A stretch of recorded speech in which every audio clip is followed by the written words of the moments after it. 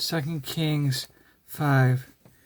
Now Naaman was commander of the army of the king of Aram. He was a great man in the sight of his master, and highly regarded, because through him the Lord had given victory to Aram. But he was a valiant soldier, but he had leprosy. Now bands from Aram had gone out and had taken captive a girl from Israel, and she served Naaman's wife. She said to her mistress, "If only my master would see the prophet who is in Samaria, he would cure him of his leprosy." Naaman went to his master and told him what the girl from Israel had said.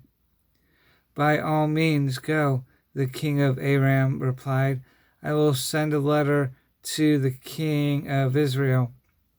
So Naaman left, taking with him 10 talents of silver, 6,000 shekels of gold, and 10 sets of clothing.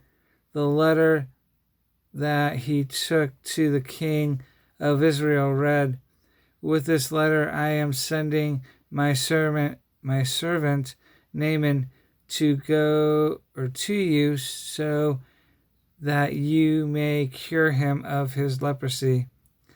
As the king of Israel read the letter, he tore his robes and said, "Am I God? Can I kill and bring back to life? Why does this fellow send someone to me to be cured of his leprosy?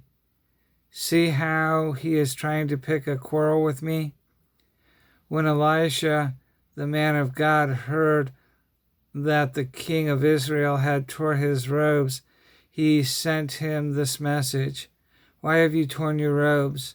Have the man come to me, and he will know that there is a prophet in Israel."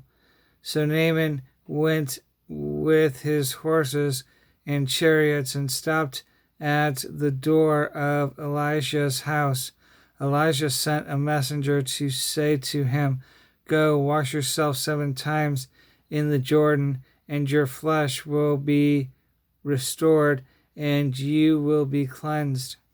But Naaman went away angry and said, "I thought that he would surely come out to me and stand and call on the name of the Lord his God, wave his hand over the spot, and cure me of my leprosy.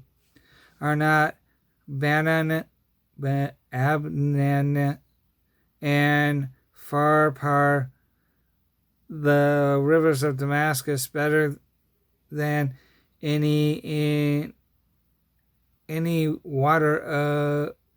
waters in Israel? Couldn't I wash in them and be cleansed?" So he turned and went off in a rage. Naaman's servant went to him and said, "My father, if the prophet had told you to do some great thing, would you not have done it?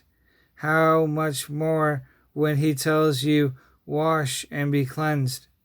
So he went down and dipped himself in the Jordan 7 times, as the man of God had told him, and his flesh was restored and became clean like that of a young boy. Then Naaman and all his attendants went back to the man of God.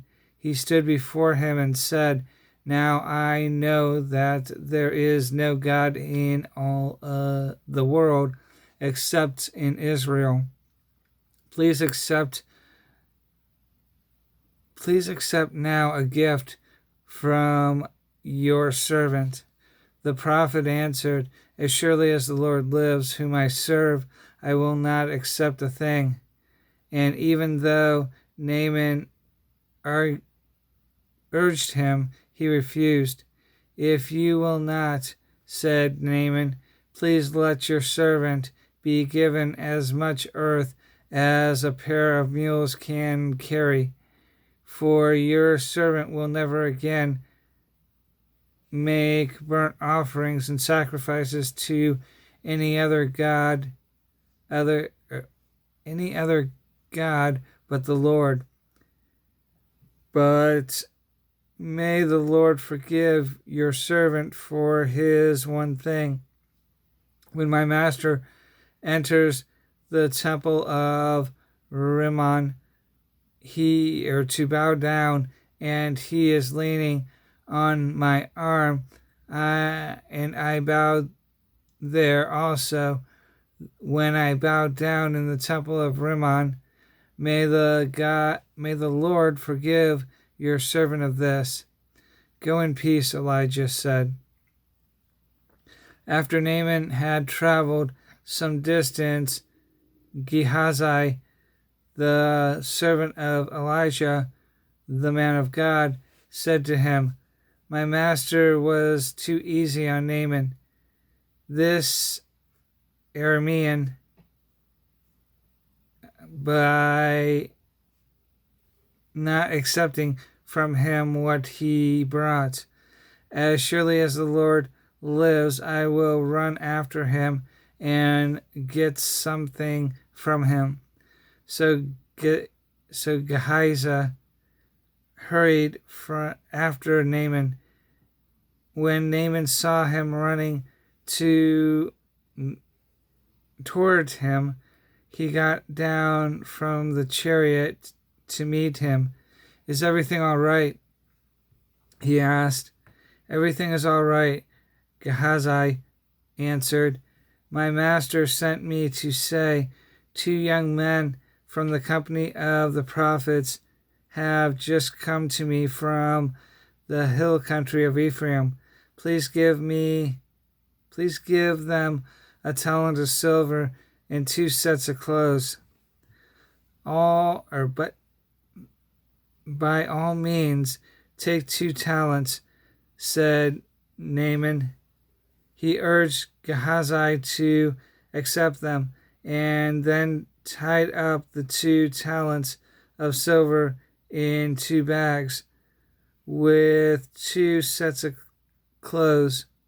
He gave them to 2 of his servants, and they carried them ahead of Gehazi. When Gehazi came to the hill, he took the things from the servants and put them away in the house. He sent the men away, and they left. Then he went in and stood before his master Elisha. Where have you been, Gehazi? Elijah asked. Your servant didn't go anywhere, Gehazi answered. But Elijah said to him, Was not my spirit with you when the man got down from his chariot to meet you? Is this the time to make money or to accept clothes, olive groves, vineyards, flocks, herds, or men servants and maid servants? Naham's leprosy will cling to you and to your descendants forever. Then Gehazi went from Elisha's presence, and he was leprous, as white as snow.